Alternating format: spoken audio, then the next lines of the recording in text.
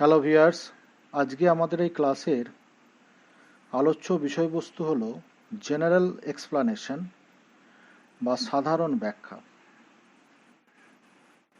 এটি Indian penal কোডের 2 নম্বর chapter বা দ্বিতীয় অধ্যায়ের মধ্যে পড়ে,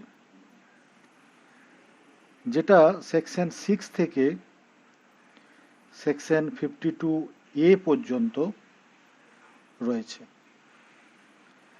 আজকে আমরা এই জেনারেল এক্সপ্লানেশন বা সাধারণ ব্যাখ্যা অধ্যায়ে কতকগুলো গুরুত্বপূর্ণ ডেফিনেশন বা সংজ্ঞা নিয়ে জানব, যেগুলো লয়ের বিভিন্ন এক্সামিনেশন পারপাসে পড়ে থাকে।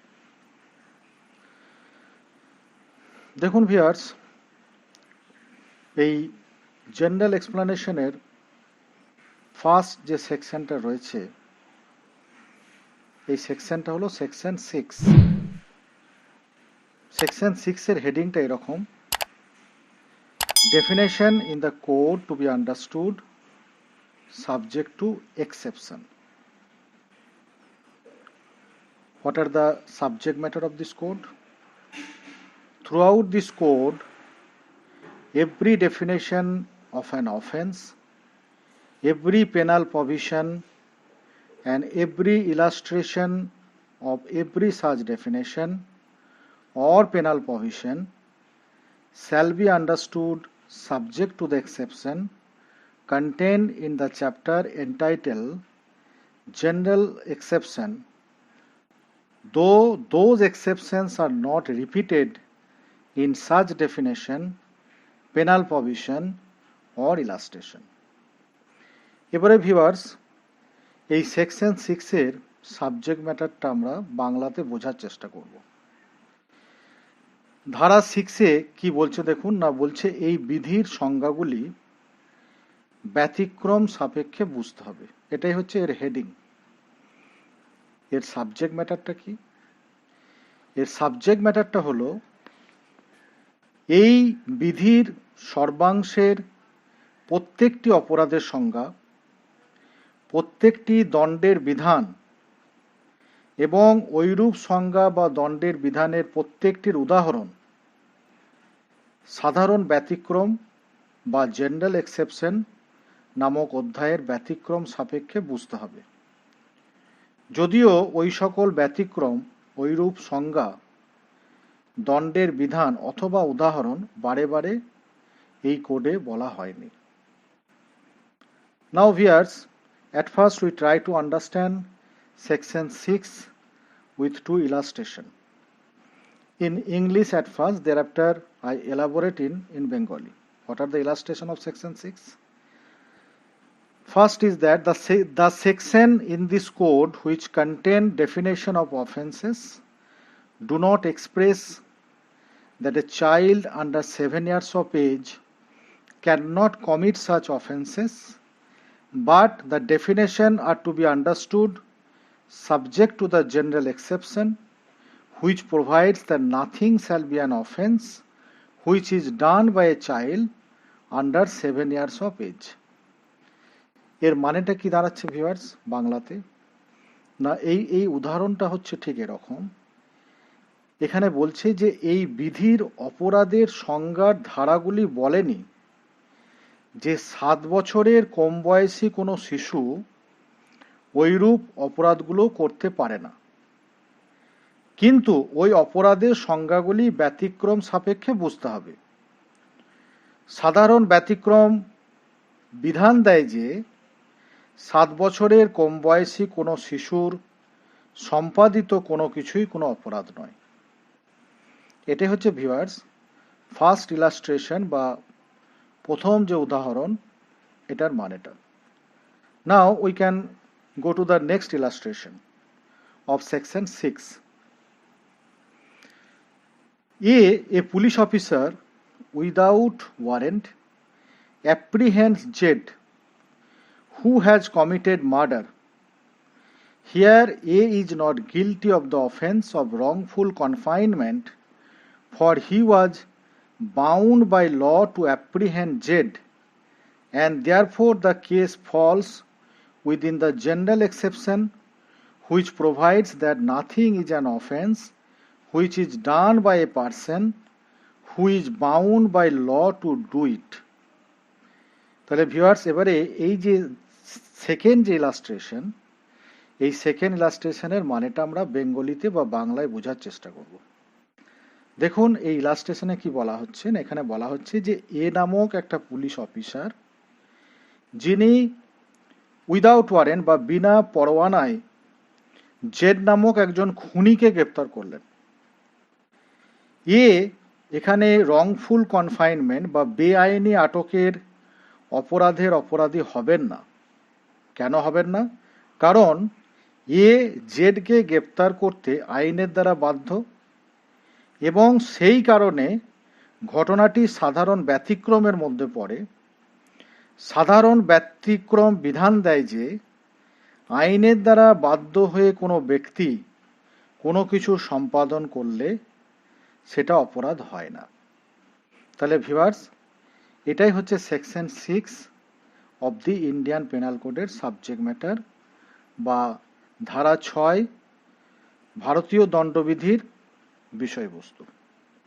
এবারে ভিউয়ার্স, আমরা আসবো next section, that is section 7 of the Indian penal code.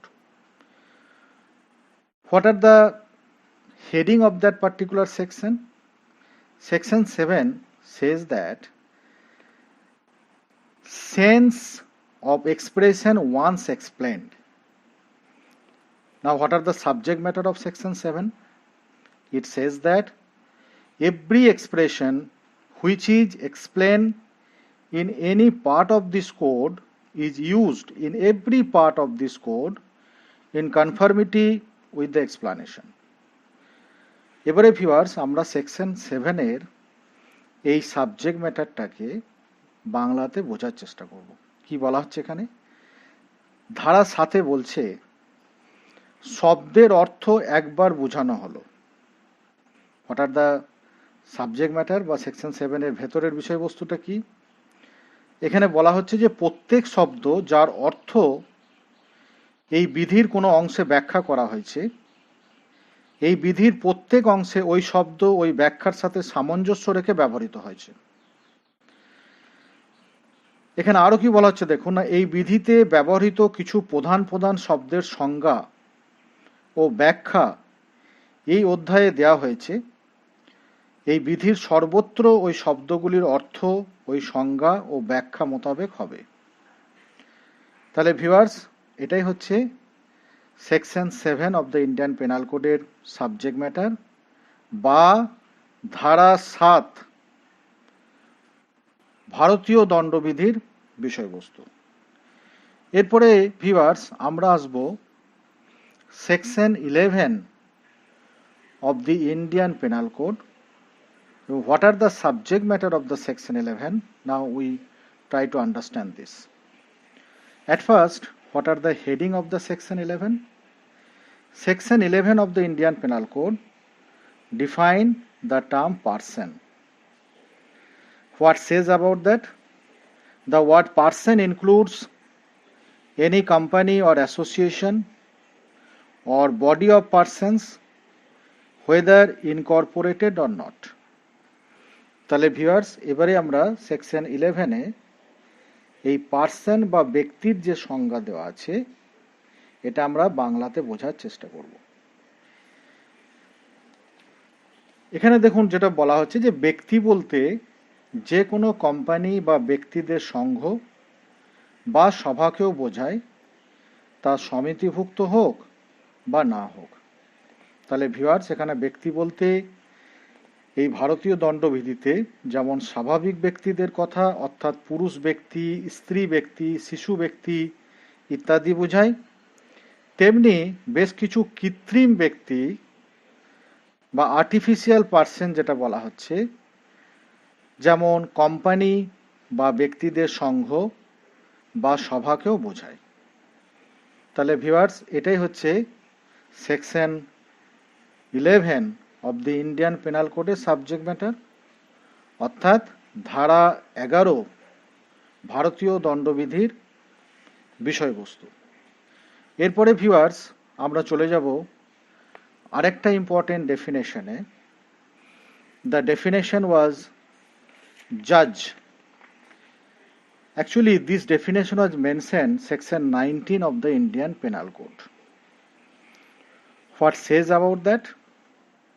The word judge denotes not only every person who is officially designated as a judge, but also every person who is empowered by law to give in any legal proceeding, civil or criminal, a definitive judgment or a judgment which, if not appealed against, would be definitive, or a judgment which, if confirmed by some other authority, would be definitive, or who is one of a body of persons, which body of persons is empowered by law to give such a judgment. এবারে viewers, আমরা এই section 19 যেখানে জাজের definition দেওয়া আছে, এটাকে আমরা বাংলাতে বোঝার বা জানার চেষ্টা করব। তাহলে ধারা 19 ভারতীয় দণ্ডবিধিতে বিচারক বা জাজের যে সংজ্ঞাটা দিয়েছে ঠিক এরকম। জাজ বা বিচারক বলতে শুধুমাত্র সরকারিভাবে মনোনীত জজকে বোঝায় না।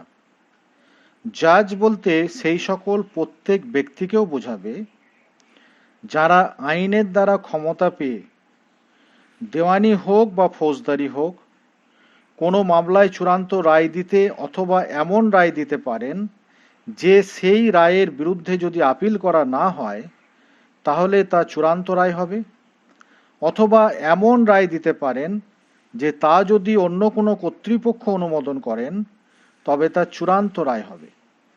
অথবা জাজ বা বিচারক বলতে এমন ব্যক্তিকেও বোঝাবে যিনি এমন কোনো ব্যক্তিদের সভার একজন সদস্য যে সভা আইনের দ্বারা ক্ষমতা পেয়ে ওইরূপ রায় দিতে পারেন। তাহলে ভিউয়ার্স, ধারা 19 ভারতীয় দণ্ডবিধিতে বিচারক বা জাজের ঠিক এক্স্যাক্টলি এই সংজ্ঞায় দেওয়া হয়েছে। Now we can understand this subject with few illustration. Who are the judge as per sections 19 of the Indian Penal Code? First is that a collector exercising jurisdiction in a suit under Act 10 of 1859 is a judge. Next, a magistrate exercising jurisdiction in respect of a charge on which he has power to sentence to fine or imprisonment with or without appeal is a judge.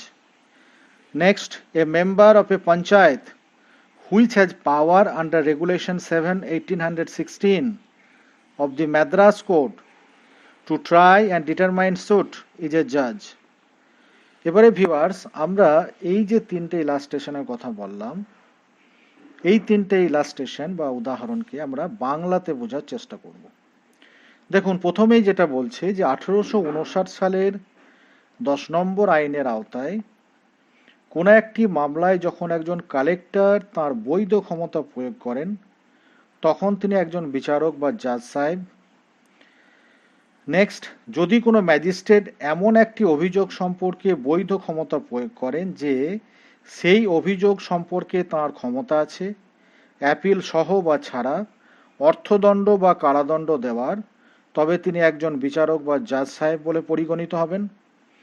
Next, Madras বিধির 1816 সালের 7 নম্বর রেগুলেশনের আওতায় মামলা বিচার করার ও সিদ্ধান্ত নেওয়ার ক্ষমতা আছে এমন কোনো একটি পঞ্চায়েতের কোনো সদস্য একজন বিচারক বা জাজ সাহেব হবেন।